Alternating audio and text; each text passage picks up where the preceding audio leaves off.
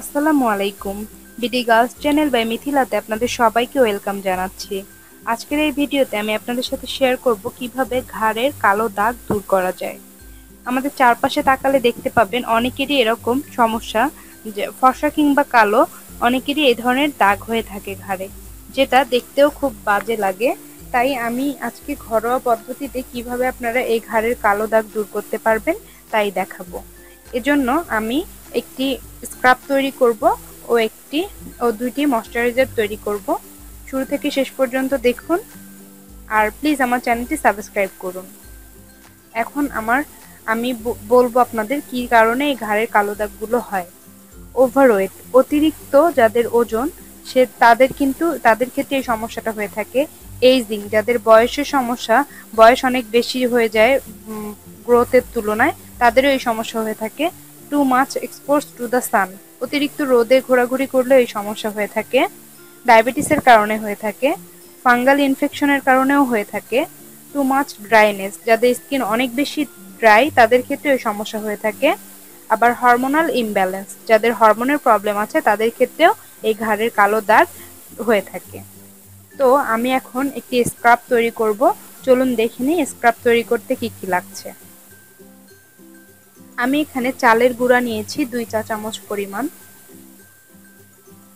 লেবু নিয়েছি, লেবু থেকে রস বের করে নিব, নিয়েছি গোলাপ জল, আর লাগছে মধু। এই সবগুলো উপাদান একসাথে করে আমি এখন একটি স্ক্রাব তৈরি করব। তো প্রথমেই আমি চালের গুঁড়ার মধ্যে 1 চা চামচ গোলাপ জল নিয়ে নিচ্ছি, আর 2 চা চামচ পরিমাণ লেবুর রস চিপে নিচ্ছি,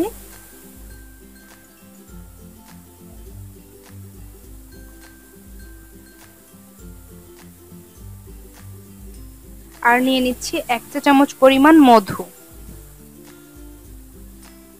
এবার এই সবগুলো উপাদান একসাথে ভালোভাবে মিশিয়ে স্ক্রাব তৈরি করব।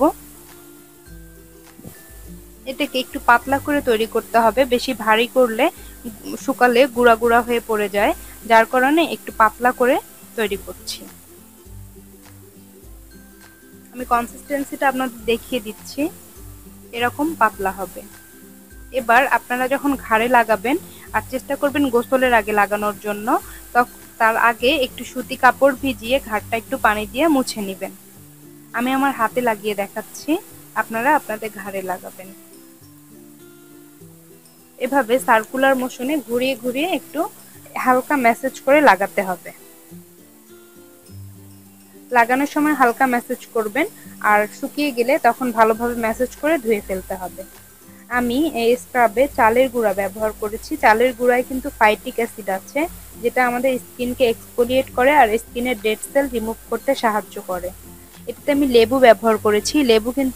লেবুতে 6% সাইট্রিক অ্যাসিড আছে, যেটা ন্যাচারাল ব্লিচিং এজেন্ট হিসেবে কাজ করে। আমি এখানে গোলাপ জল ব্যবহার করেছি। গোলাপ জল কিন্তু একটা ভালো মানের স্কিন টোনার, যেটা আমাদের স্কিন টোন লাইট করতে সাহায্য করে। আরও ব্যবহার করেছি মধু। মধুতে কিন্তু অ্যান্টিঅক্সিডেন্ট আছে আর হিলিং প্রপার্টি আছে, যেটা আমাদের স্কিনকে অনেক তাড়াতাড়ি কুল করতে সাহায্য করে আর আর্দ্রতাও ধরে রাখে। এভাবে এটাকে আমি রেখে দিব যতক্ষণ না শুকায়। আমার শুকাতে যতক্ষণ সময় লেগেছে, আমার প্রায় 20 মিনিটের মতো সময় লেগেছে। আপনারাও এভাবে রেখে দিবেন, আর অবশ্যই মুভমেন্টটা একটু কম করবেন, যেন না ঘামেন সেদিকটা খেয়াল রাখতে হবে। ফিরে আসছি 20 মিনিট পরে। 20 মিনিট পরে দেখেন আমার হাতটা একদম শুকিয়ে গেছে।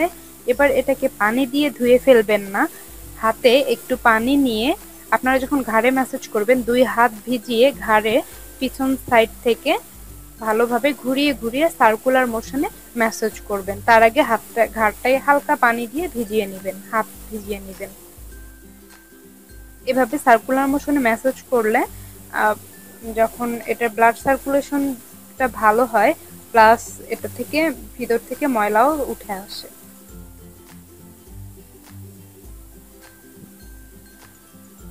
এভাবে আপনারা এই স্ক্রাবটা সপ্তাহে একদিন পর একদিন করে 3 দিন ব্যবহার করবেন। আমি হাতটা ধুয়ে নিচ্ছি। গোসলের আগে ব্যবহার করলে সবথেকে ভালো হয়। এবার অবশ্যই আপনারা যখন গোসল করবেন অবশ্যই ড্রাই রাখবেন না, ময়শ্চারাইজার বা অন্য কিছু লাগাবেন। আমি দেখাচ্ছি কিভাবে আপনারা ময়শ্চারাইজার তৈরি করবেন।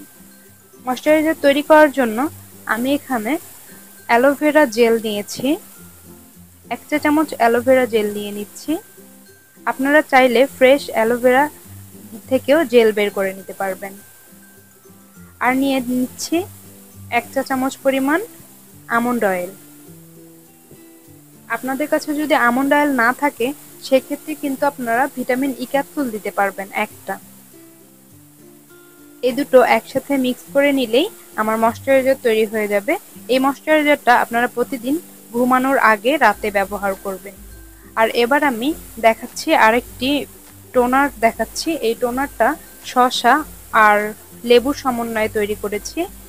যতটুকু শসার রস নেবেন তার অর্ধেক পরিমাণ লেবুর রস মিক্স করে ডিপে এভাবে রেখে আমি আইস বানিয়ে নিয়েছি। এটা আপনারা ইউজ করবেন গোসলের পরে।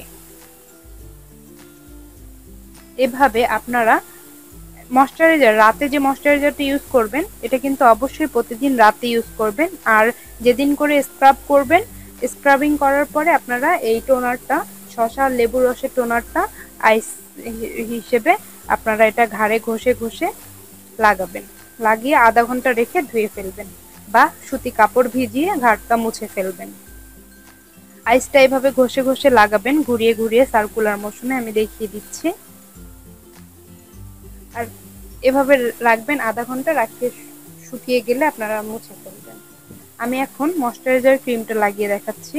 হাতে 2 হাতে একটু করে নিয়ে আপনারা ঘাড়ের কালো জায়গাটায় এভাবে ঘুরিয়ে ঘুরিয়ে সুন্দর করে ম্যাসাজ করবেন। এতে করে ইনশাল্লাহ আপনাদের 15 দিনে আপনারা ইউজ করে দেখেন, 15 দিনে ঘাড়ের কালো দাগ অনেকটা হালকা হয়ে যাবে। অবশ্যই নিয়ম করে ইউজ করবেন আর অবশ্যই ময়শ্চারাইজারটা ইউজ করবেন। ড্রাইনেসের কারণেও এই কালো দাগ হয়ে থাকে, তো স্কিন ড্রাই রাখা যাবে না।